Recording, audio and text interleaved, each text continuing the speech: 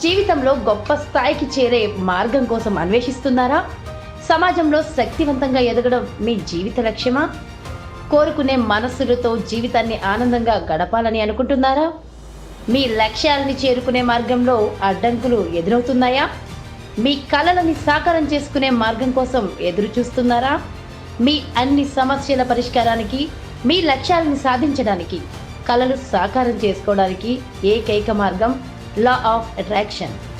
జీవితాన్ని మీరు కోరుకున్నట్లు ఆనందంగా సెలబ్రేట్ చేసుకోవడానికి సంప్రదించండి doctor Rajitha Vanga, life transformation and happiness coach. Namaste, నేను మీ జాహ్నవి. మనతో ఉన్నారు life transformation and happiness coach doctor Rajitha Vanga garu. మాట్లాడేద్దాం. నమస్తే డాక్టర్ రజిత గారు. నమస్తే జాహ్నవి గారు. రజిత గారు, అంటే మనం లా ఆఫ్ అట్రాక్షన్ గురించి, మనీ మనకి అట్రాక్ట్ అవ్వాలంటే ఏం చేయాలి, ఇలాంటి బ్యూటిఫుల్ సీక్రెట్స్ అన్నీ చెప్తున్నారు కదా. సో ఇందులో భాగంగా 369కి ఒక ప్రయారిటీ ఉంది. 369 ప్రకారం మనం చేస్తే ఏదన్నా సక్సెస్ అవ్వచ్చు అని చెప్తారు కదా. మరి ఏంటి అసలు ఆ 369 సీక్రెట్? ఇది సైంటిఫిక్గా ఏమైనా ప్రూవేనా? 369 కోడ్ అంటారు, Nicola Tesla code. Nicola Tesla is scientist. మీరు గూగుల్ చేయొచ్చు ఆయన ఎవరనేసి. ఓకే, చాలా గొప్ప వ్యక్తి. ఆయన ఈ 369 ఆ టెక్నిక్ని ఫాలో అయ్యారని చెప్తారు అనేసి. కానీ యాక్చువల్గా మనం దీన్ని సైన్స్ పరంగా ఆలోచిస్తే, ఇప్పుడు 369 మెథడ్ అంటే ఏంటంటే, మనకి ఏం కావాలి, ఫస్ట్ ఏం కావాలో ఒక బర్నింగ్ డిజైర్ని తీసుకున్నాం కదా, దాన్ని మార్నింగ్ 3 సార్లు, మధ్యాహ్నం 6 సార్లు, రాత్రి పడుకునే ముందు 9 సార్లు అలా రాసుకోండి అని చెప్తారు. ఇది యాక్చువల్గా మెథడ్. కానీ సైన్స్ పరంగా మనం ఆలోచిస్తే, దేన్నైతే మనం మళ్ళీ మళ్ళీ రాస్తామో, దేన్ని గురించి అయితే మనం మళ్ళీ మళ్ళీ ఆలోచిస్తామో, దాన్ని మన ఒక బ్రెయిన్లో రిస్టోర్ అవుతుంది. మన బ్రెయిన్ స్టెమ్లో ఒక పార్ట్ ఉంది, RAS, రెటిక్యులర్ యాక్టివేటింగ్ సిస్టమ్ అని ఒక పార్ట్ ఉంది. అదొక ఫిల్టర్ సిస్టమ్ అనమాట. మనకి కావాల్సినవన్నీ అది దారి చూపిస్తూ ఉంటుంది, మనకి వద్దనివి తీసేస్తూ ఉంటుంది. అది మన బ్రెయిన్లో ఉన్న గొప్పతనం. సో మనం ఏదైతే రిపీటెడ్గా మళ్ళీ మళ్ళీ ఆలోచిస్తామో, ఆ రెటిక్యులర్ యాక్టివేటింగ్ సిస్టమ్ అనేది దాన్ని అబ్జర్వ్ చేసుకుంటుంది, అది తీసేసుకుంటుంది. అది మన సబ్కాన్షియస్ మైండ్లో రీవైరింగ్ బ్రెయిన్కి వచ్చినప్పుడు, బ్రెయిన్కి డీప్గా వెళ్ళినప్పుడు ఆటోమేటిక్గా మనకి తెలియకుండానే మన మనసులో అది నిలిచిపోతుంది అనమాట, మన బ్రెయిన్లో. సో ఏదైతే మీరు రిపీటెడ్గా ఆలోచిస్తారో అది మీరు చేయగలుగుతారనమాట. అది 369 మెథడే కావచ్చు, 5/5 మెథడే కావచ్చు, పర్ డే మీరు 100 టైమ్స్ రావచ్చు, 108 టైమ్స్ రాయొచ్చు. ఏదైనా సరే మళ్ళీ మళ్ళీ అనుకుంటే అది తప్పకుండా నెరవేరుతుంది. ఓకే. అండ్ మన విశ్వం లా, మన లా అంటే ఏంటి, మనం చెరపలేంది లా. ఇప్పుడు న్యూటన్స్ లా అంటే ఏంటి, ఇప్పుడు కింద పడింది కిందే పడుతుంది, పైకి లేదు, మన గ్రావిటీ అలా. సో మన న్యూటన్ లా ఎలాగో every action has got an opposite reaction అనేది, ఇది కూడా అంతే. మన యూనివర్సల్ లా, మన యూనివర్స్కి ఏదైతే కావాలనుకుంటున్నామో అది క్లియర్గా మైండ్లో తీసుకొని ఒక ఫోకస్ చేస్తూ మీరు 369 మెథడ్లో రాసినా పర్వాలేదు, 5/5 మెథడ్లో రాసినా పర్వాలేదు, అది డెఫినెట్గా నెరవేరుతుంది. ఫర్ ఎగ్జాంపుల్ చెప్తాను జాహ్నవి గారు, మీరు ఇప్పుడు జెట్ స్కీయింగ్ చేస్తున్నారు అనుకోండి, పైనుంచి ఐస్లో జెట్ స్కీయింగ్ చేస్తున్నారు. మీరు అడ్డుగోడల్ని మాత్రమే, చెట్లను మాత్రమే చూస్తున్నారు అనుకోండి, అయ్యో చెట్టు తగులుతుందేమో అనేసి ఖచ్చితంగా మీరు ఏదో ఒక చెట్టుకు తగులుకుంటారు. అదే మీరు పాత్వేనే చూస్తున్నారు అనుకోండి, బయటికి ఎలా రావాలి అన్నది చూస్తున్నారు అనుకోండి, ఇంకా మీకు ఆ చెట్లు కనపడవు.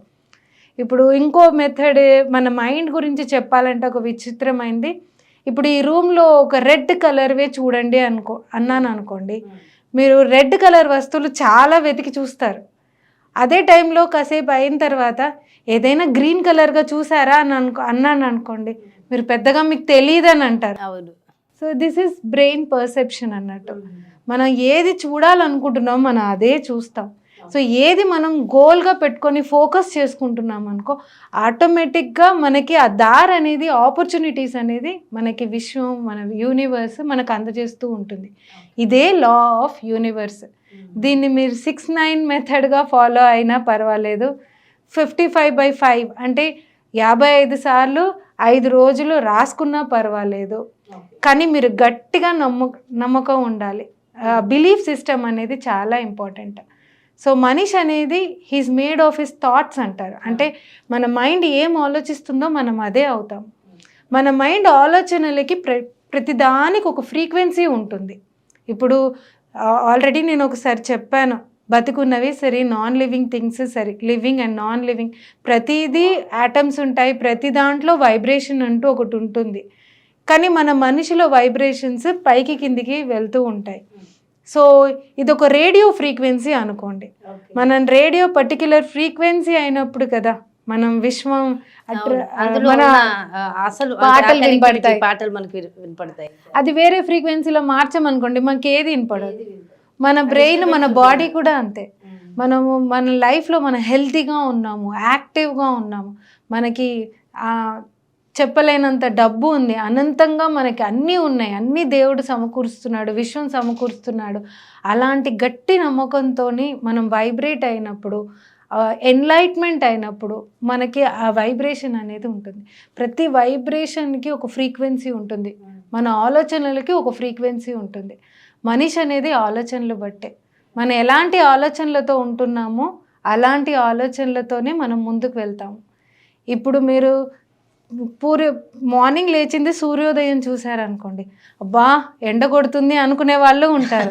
అయ్యో చక్కగా సూర్య భగవాన్ని చూసాను అని విటమిన్ డి వస్తుంది అనుకుంటారు మీలాగా. లేకపోతే చక్కగా దేవుడు గోల్డెన్ సన్ చూసాను ఇవాళ, నా లైఫ్లో చాలా అబండెన్స్ ఉంది, నా లైఫ్లో చెప్పలేనంత ధనం ఉంది అని అనుకొని మొక్కుకునే వాళ్ళు ఉంటారు. సో మనం దాన్ని చూసి అందరికీ అదే సూర్యుడు, అదే సూర్య భగవానుడు. కానీ ఒక్కొక్కరి ఆలోచనల విధానం వేరేగా ఉంటుంది. సో మనం ఎలా దాన్ని మనం ప్రాపర్గా ఆలోచించుకుంటున్నాం, పాజిటివ్గా ఆలోచిస్తున్నాము అనుకుంటున్నామో అది ముఖ్యం. మన ఆలోచనలు గట్టిగా అనుకున్నాం అనుకోండి, మీరు 10 సార్లు రాసుకున్నా సరే, 1000 సార్లు రాసుకున్నా సరే డెఫినెట్గా నెరవేరుతుంది. ఎక్కువ సార్లు ఎందుకు రాయమంటామంటే మనం రాసేటప్పుడు ఆటోమేటిక్గా మనం తెలియకుండానే మనం సబ్కాన్షియస్ మైండ్కి మనం చెప్తూ ఉంటామన్నమాట. రాయడమే కాదు, ఈవెన్ ఒక విజువల్గా కూడా మీరు పెట్టుకోవచ్చు. మీ గోల్ అనేది, ఇప్పుడు మీరు ఒక ఆడి కార్ కొనాలనుకోండి, ఆడి కార్ బొమ్మ మీ కంటి ముందు కనపడేలాగా ఎప్పుడూ పెట్టుకోవచ్చు. దాంట్లో మీరు డ్రైవ్ చేస్తున్నట్టుగా, దాన్ని ఆస్వాదిస్తున్నట్టుగా, అది మీ ఇంట్లో ఉన్నట్టుగా మీరు ఊహించుకుంటూ ఉండండి. అది మీకు వస్తుందన్న నమ్మకం కూడా ఉండాలి. నమ్మకం లేకపోతే జరగదు. సో రాదేమో, మన వల్ల అవ్వదేమో, మనకు అంత తాహత లేదేమో అన్న డౌట్స్ అనేది స్టార్ట్ అవుతున్నప్పుడు అప్పుడు మన నెగటివిటీ ఆటోమేటిక్గా అట్రాక్ట్ చేస్తున్నట్టు.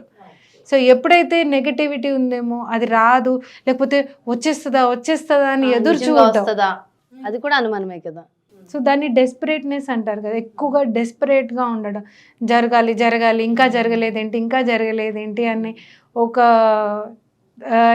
ఏమంటారంటే ఒక అన్డిస్టర్బ్డ్ మైండ్ సెట్, ఒక నెగటివ్ మైండ్ సెట్ కూడా మనం అనుకున్నది మనకి ఒక రీజన్ అది. ఓకే, అంటే అలా డిస్టర్బ్డ్ మైండ్ సెట్ ఉండడం కూడా అనుకున్నది జరగదండి. మనం ఒకవేళ మనిషి అనేది ఎప్పుడు, రజిత గారు ఎప్పుడు పాజిటివ్గా ఎలా ఉంటాము, మనం కూడా మనుషులేం కదా, మనము బాధలు చూస్తుంటాము, నెగిటివ్ చూస్తుంటాము అనుకుంటాం కదా. సో అలా నెగిటివ్ థాట్స్ వచ్చినప్పుడు చాలాసేపు వాటితో ఉండకండి. ఇప్పుడు మనకి చాలా పని ఉంది అని పొద్దున్న లేస్తే పని ఉంది అనుకుంటాం అనుకో, ఆ పనులు నిజంగా ఎక్కువైపోతాయి. ఇప్పుడు మన పిల్లవాడు వీడు పొద్దున్న లేసి వీడు తినడు, నా కొడుకు తినడు అనేసి, మా పాప తినదు అనేసి పేరెంట్స్ కంప్లైంట్ చేస్తూ ఉంటారు కదా. నిజంగానే పాప తినకుండానే ఉంటుంది. మీరు ఎప్పుడైతే మా పాప పర్వాలేదు, చక్కగా ఉంది, మా పాప యాక్టివ్గా ఉంది అని మీరు ఊహించుకోండి, మంచిగా తింటుంది అనుకోండి, డెఫినెట్గా ఆ పాజిటివ్ అనేది మీకు కళ్ళ ముందు కనబడుతుంది. ఇది డబ్బులకే అనుకోవచ్చు, మన ఇల్లు, మన డ్రీమ్ హౌస్ కూడా పెట్టుకోవచ్చు, మన పిల్లల ఆరోగ్యం చేసుకోవచ్చు, ఈవెన్ మన పిల్లల అచీవ్మెంట్స్ గురించి కూడా మనం ఊహించుకోవచ్చు. మన పిల్లలు ఐఐటి రావాలనుకోండి, డాక్టర్ కావాలనుకున్నారనుకోండి, వాళ్ళు అవ్వగలుగుతారు అన్న నమ్మకం మీకు ముందు ఉండాలి.